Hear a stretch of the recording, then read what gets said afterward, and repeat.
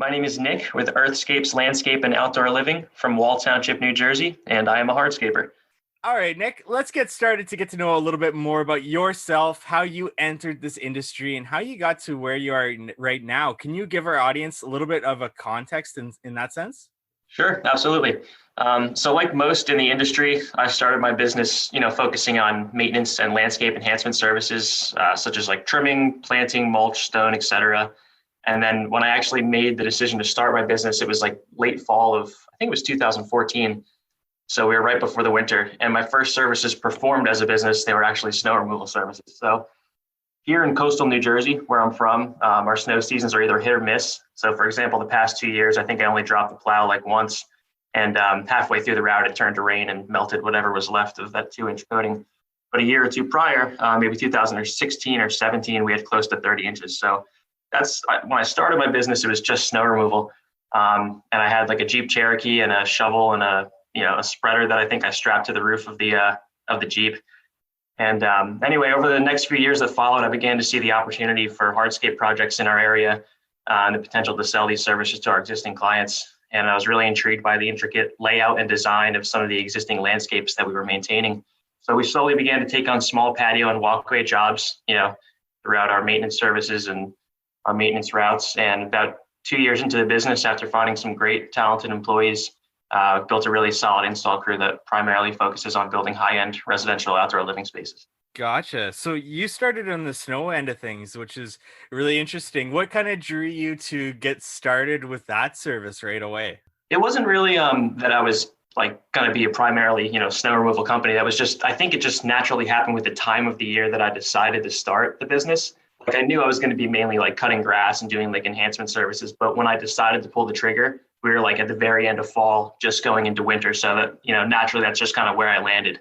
So those were like the first services that I performed, but not, we definitely don't do a lot of snow, especially now. Like I said, we haven't had anything in the past 2 years, anything worth plowing, but yeah, so I think naturally that's just where I landed based on the time that I decided to pull the trigger and go full time.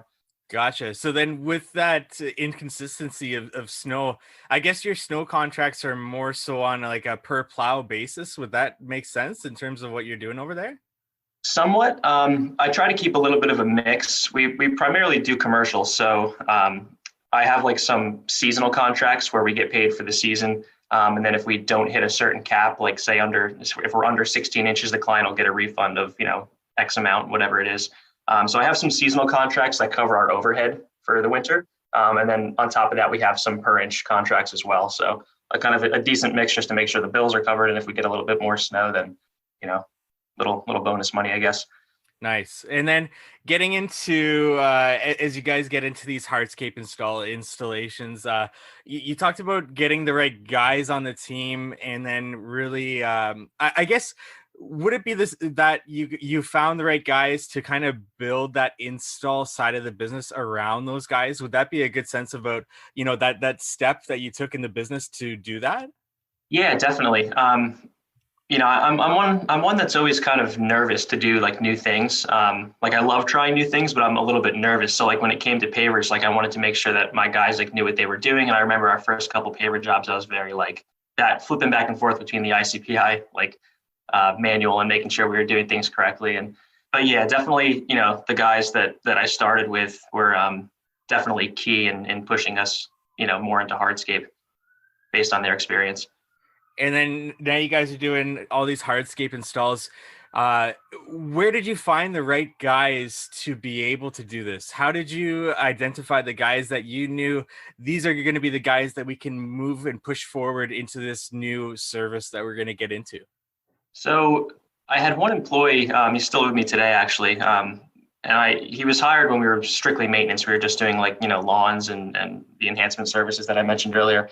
And, he was like, yeah, I know a little bit about pavers. I know a little bit about pavers. And, so I was like, okay, let's try it out. And, we did a couple of jobs. They went really well. And then the rest of the guys that I ended up finding, who are with me today, I've actually, found through him. So, and, finding employees through existing employees is definitely a great way to do it, I think.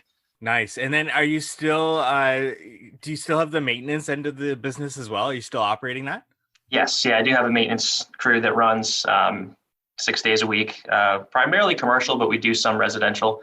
But yeah, it's that side of the business I still focus on. I kind of think it's like a moving billboard for the company, just moving throughout throughout our area, a big trailer that's all lettered up. And I think it's a nice way to just kind of get your image out there. But yeah, and it's also a good way to bring in some additional leads as well, like from those maintenance clients that are looking to do patios and outdoor living spaces. That's such a great way to look at it. I like that. And having said that, do you find a lot of your leads coming in that way, where they see you around town, or they come in through your maintenance division? They say that they want a patio installed. Do you find a lot of leads coming in that way? I'd say through our maintenance division, we get more repair work. So like existing patios where, my guys will kind of point out like, hey, like, there's some sinking pavers, or we could like polysand needs to be redone or stuff like that. I'd say we get more like repair work through our existing maintenance clients. A goal of mine for this year is really to start to track, like, get numbers on these kind of things. Like, how many installs are we getting through our maintenance division? How many installs are we getting from people seeing the truck and trailer on the side of the road? Like really tracking that kind of stuff. That's a big goal for 2021 for us. Gotcha. So from the time you started out, whether that be, let's talk about the hardscape installation side of things.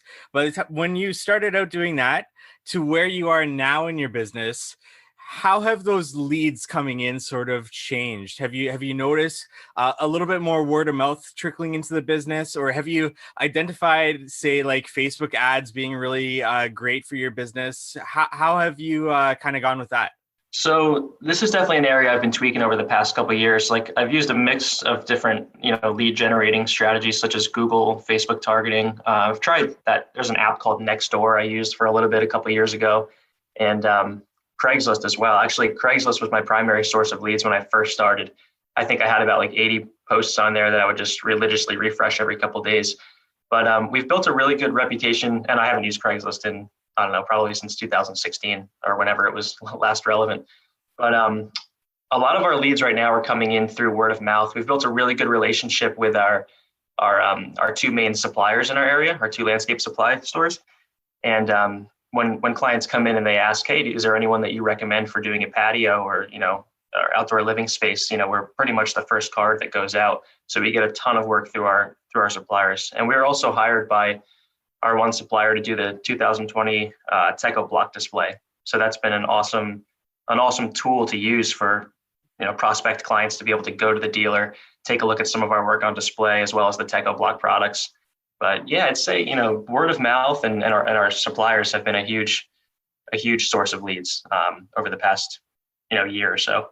Building that relationship with your supplier really pays off. So how did you go about building that relationship? Did you know them before getting into hardscape installs, or was this something that took a little bit of time in terms of creating that relationship? I would say it took a little bit of time, just going there for our regular enhancement materials such as mulch and stone and stuff like that. And just, one thing in our business we really focus on is building great relationships with people, whether it be our suppliers, our clients, and just always making sure we pay our bill on time with our suppliers and just being very friendly. One of our other suppliers in the area, they would allow us to set up like a little table on Saturdays in the early spring, and then we would be able to pass out brochures to all the homeowners that would come in and walk around. And and when they would allow us to do that, we would buy a bunch of boxes of donuts and bagels and give them to everybody that worked in the supply store. And just being friendly and networking and communicating. And I think paying your bill on time is a big thing too, because a lot of times they're chasing contractors down to square up their bill. But yeah, it's definitely a very important thing, is building that relationship with your local suppliers, I feel.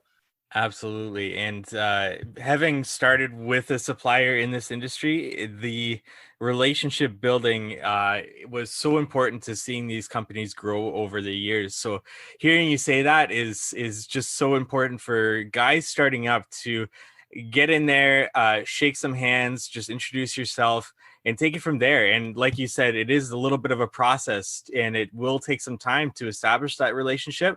But obviously for you guys, that's paid off. Definitely. Yeah. And being hired to do the Techo block display this year too. I mean, that was awesome. We were really, really stoked on that.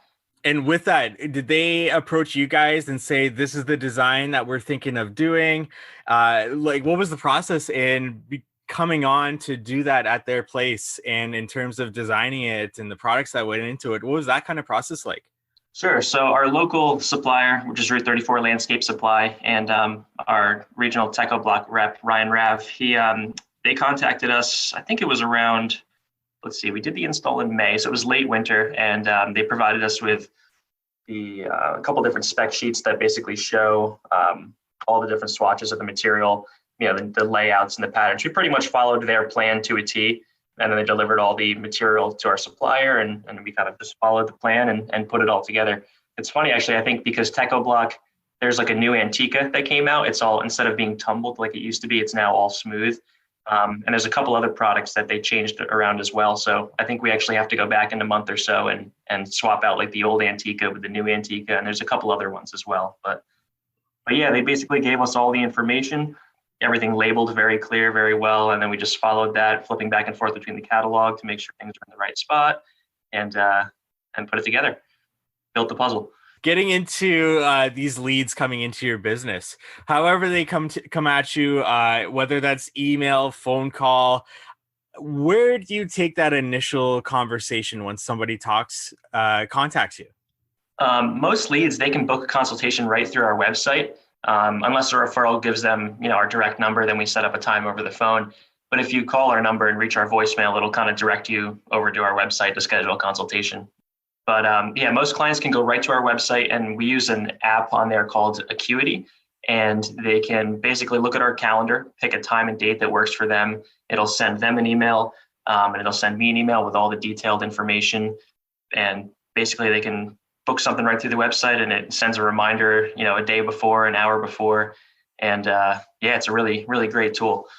That's really smart. So if a customer calls your phone, they get redirected to the website.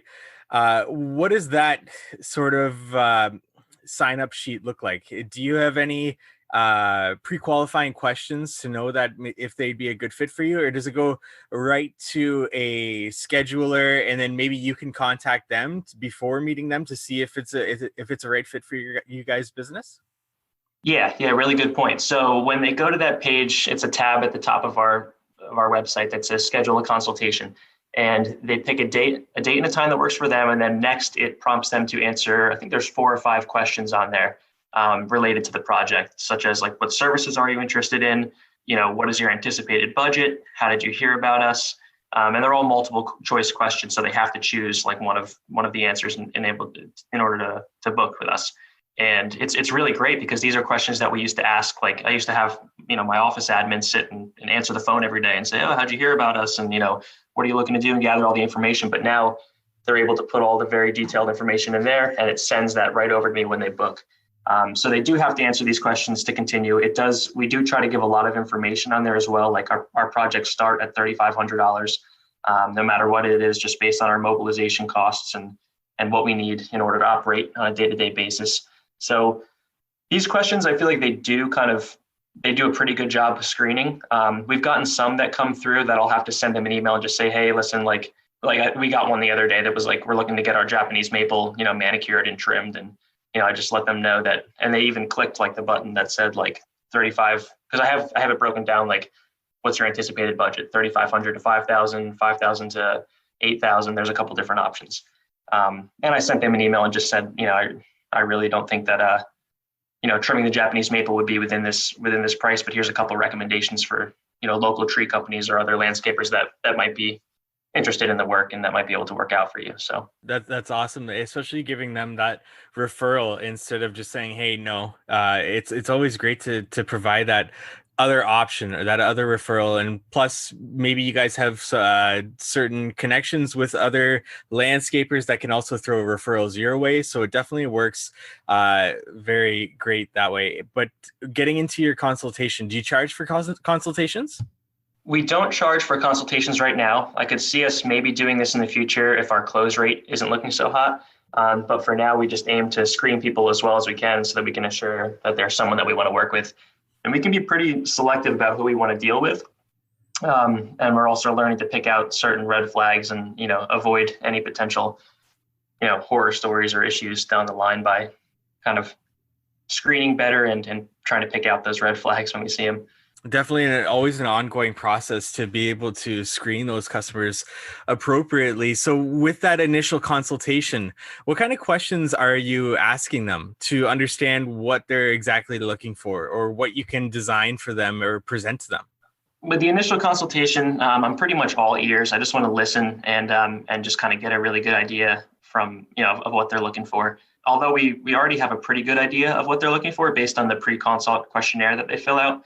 But I'm always asking them, like, how do you want to use the space? On average, how many people do you entertain, so that we can kind of get an appropriate square footage.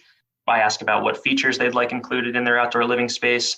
If they say outdoor kitchen, I'll always ask which appliances, because that plays a major factor into the pricing of that unit. The appliances, if they want a sink, if they want a fridge, side burner, what size grill.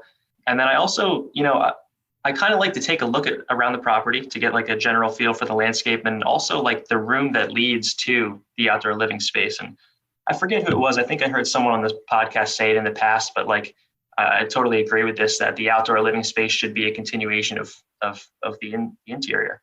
And so I always just try to full circle. I ask all the questions. How do you want to use the space? I get a feel for the landscape, and mostly I'm just all ears on that first consultation after asking those questions. I just want to listen.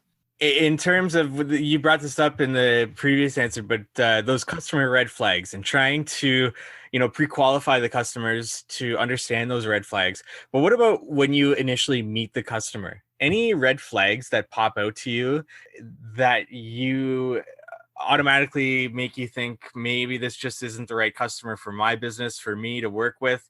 Any red flags once you meet the customer? So in person, once I meet the customer, if they're if they're not very friendly, like that can be a red flag right off the bat. Like I said earlier, like one of the major things that we do is try to build like a really good relationship with the customer. So if it's not really there on the first meeting, we're at this client's house for, could be over a month, 2 months on certain projects, and we really want to have an open relationship with that client, and communication be very good. But if it's just kind of like, they're rushing, they don't really want to take the time to talk to you, and it's hard to explain, but you can kind of get like a bad vibe. Could be a red flag, like that you won't be able to communicate or build a relationship with that client. Or sometimes too, if there's been cases where the first thing they'll say is we're gathering a bunch of estimates. We're just getting a bunch of quotes. We just want to get some quotes. We kind of want to work with people who have already done a little bit of research about us and decided that they want to work with us, which is why referrals are so great, because usually you're one step ahead in that realm. But yeah, I would say, communication on that first meeting, as well as finding out what their process is going to be to pick a contractor. Once you have that information from them, that kind of a basis of what you're going to be creating for them and creating the quote around for them, do you design every job? Does every job get a design, or how does that work for you guys? I try to do a design for almost every installation. I think it's just a really great way for the customer for us to be transparent, and for the customer to see exactly what they're going to have done. And also it gives the crew a great template to work off of. So we do a design for, I would say, 99.9% of projects, unless it's very straightforward or it's like an exact replacement or something. What about going about landing that job? So do you present that design to them in person? Do you send them over an email? What does that final process look like in terms of presenting them the quote, the design, and ultimately signing up that project? When I'm on that first, I always try to get the design in that first consultation. Like that's one of the first couple of things I say after I listen to what they're looking to do. I say, really the best way for us to do this is going to be to do a 3D video design. And our designs range from like $400 to $1,700, depending on, the scope of the installation, the size of the property, et cetera. So I usually always try to collect payment for that before I leave. And I'll always get a copy of the survey from the customer so that we can import that right into our design software and start to build off the house. Once payment's received and we start on that design, which is pretty quickly after the payment's received, we try to have it sent over within 10 days, the first draft, and we upload it to a YouTube link that's unlisted and private, and then we email that over to the customer. What do your payment plans look like with certain projects? Does it vary from project to project, or do you guys have a fairly set payment plan?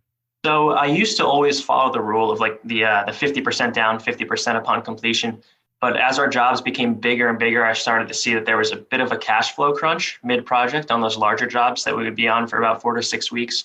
So now I customize a payment plan that's tailored to each project, but we always take a retainer when the customer approves a proposal, which is usually around 10%, just to kind of lock them in our schedule and start from there. Do you have any horror stories from being in this industry that you'd want to share?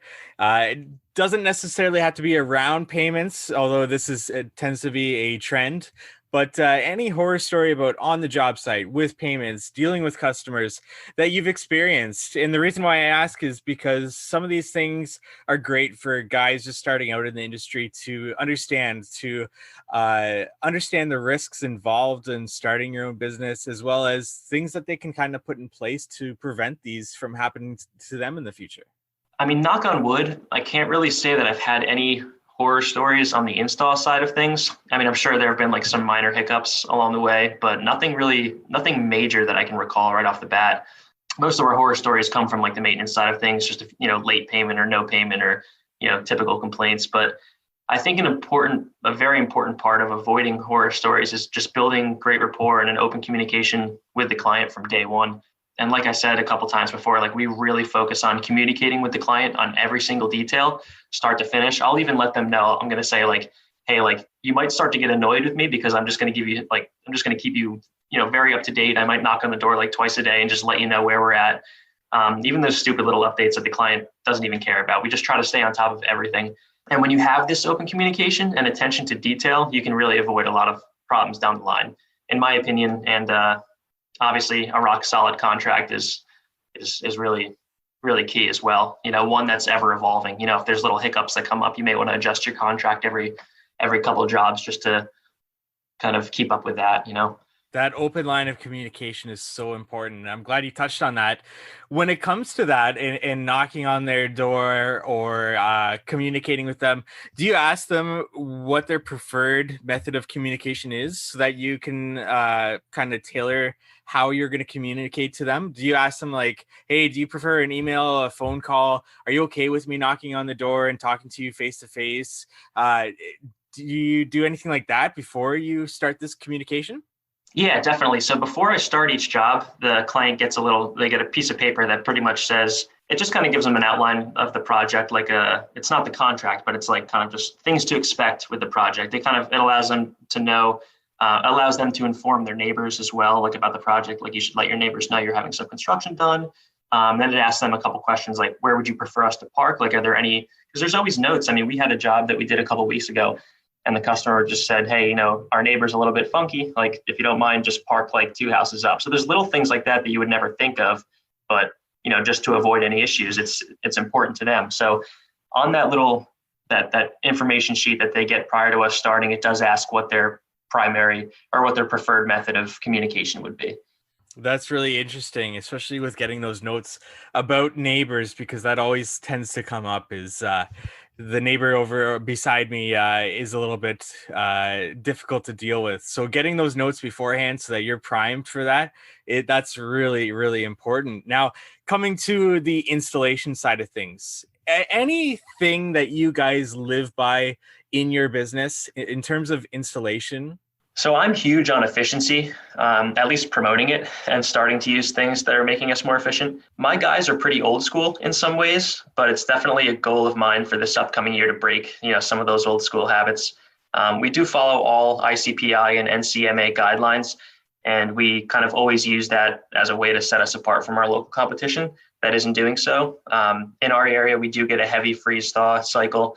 It can be 60 degrees during the day, drop down to 20s at night. And we're just seeing, there's a lot of patios that we're pulling up that are, I'd say maybe 2 or 3 inches of stone dust on some compacted clay soil and, just stuff like that. Definitely prime examples for us to use to show how not to do things. But we use that as a way to kind of set us apart from our competition. And I'd love to try out some synthetic base systems like the Gator base this year, maybe on a small walkway or something to start, because I see there being a lot of benefit in being able to avoid excess excavation and material for small projects. And also machines are awesome. We have an MT85 by Bobcat.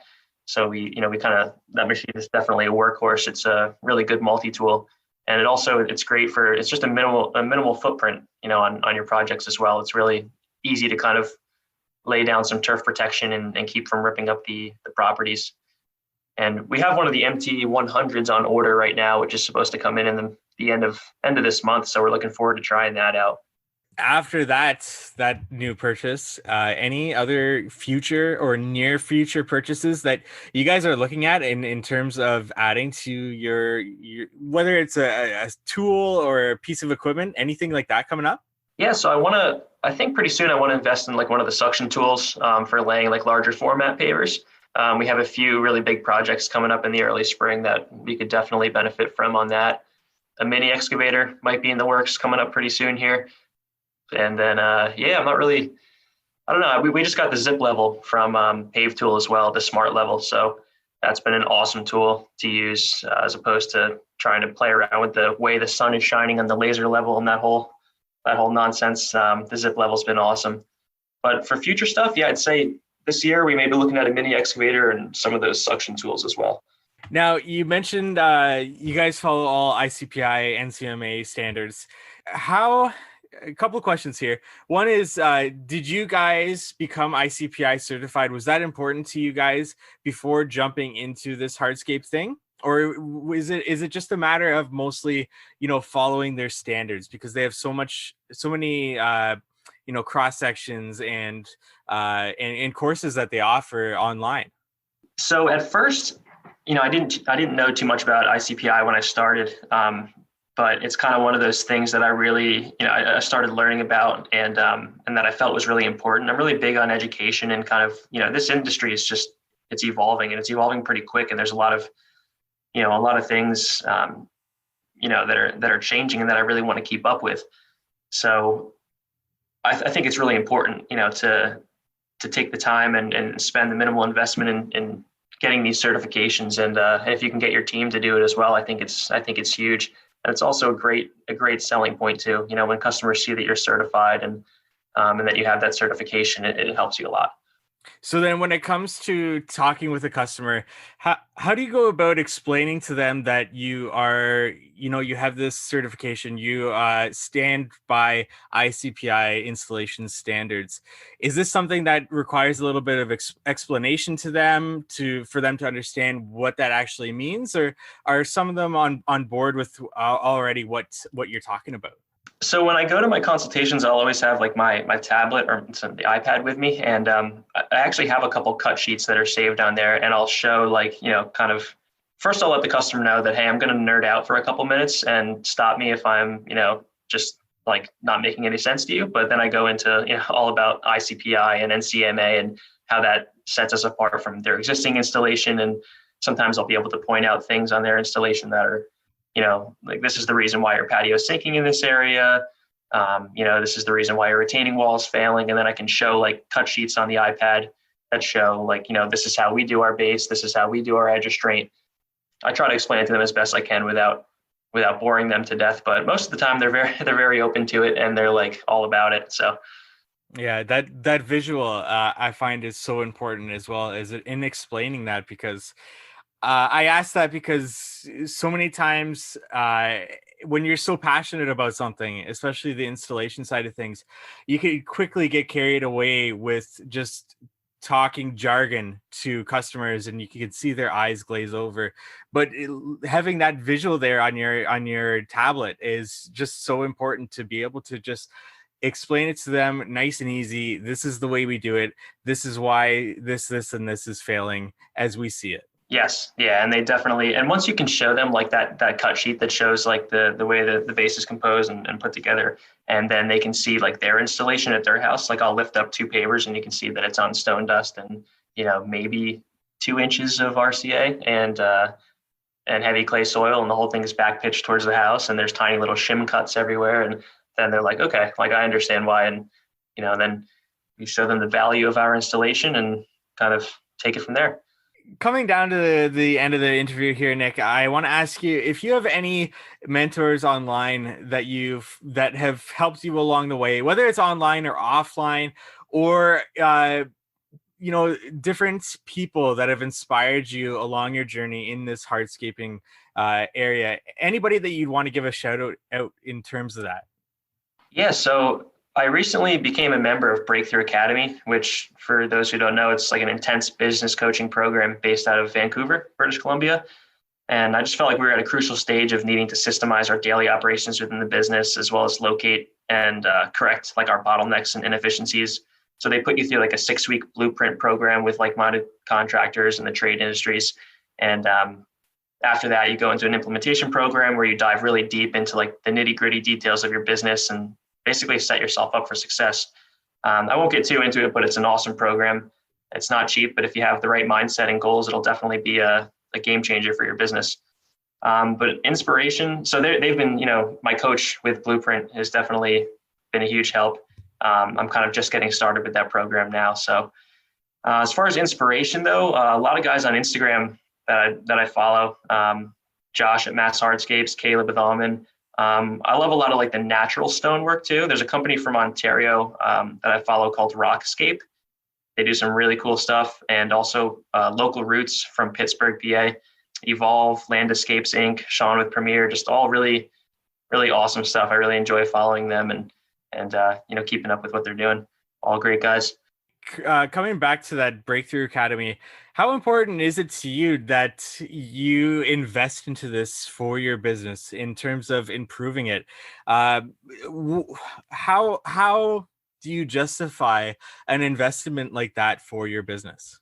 So it was kind of tough to pull the trigger and do it. It's not cheap. Like the initial blueprint phase, I think is around $4,000, and then you pay a monthly $1,000 fee for the implementation program, which is it's many months long. You can drag it out to go however long you really need. But I just noticed that we were at a spot where it was so crucial that we systemize our day to day, and also like just me wanting to have more time doing, just enjoying my life instead of just doing everything within the company, like wearing so many different hats. And I just felt like there were these bottlenecks within, not with our work, but within just like the operations of the business. And I really, like I said before, I see the benefit in education and in learning, and, systemizing your business is just huge. Like we've been using LMN for let's see, a really long time, actually, probably 4 years in.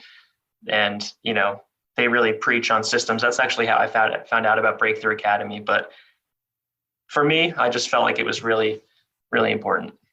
Awesome. I love that, you identify these things and you're willing to invest in yourself, in your business, and to spend more time, putting in those systems in place that are going to help you enjoy your life a little bit more rather than being bogged down by your business, because owning a business should be a positive thing. It should be something that we're growing and that we're working towards getting better. Now, as we close down this interview, I've got one last question here for you. And that's, if there's one thing, what is that one thing that you know now that you wish you knew at the very beginning of starting your business? I wish that I guess I could say, like, if there's something I wish I would have done from the start, it would be kind of setting goals in order to gauge progress and then learn to reach the goals. So I feel like it's like a really accomplishing and great feeling when you start a business to set goals and reach them. And also, like, I wish I started using LMN earlier. It's just a great way of being able to build a budget and even setting those goals, like build your budget and try to reach it.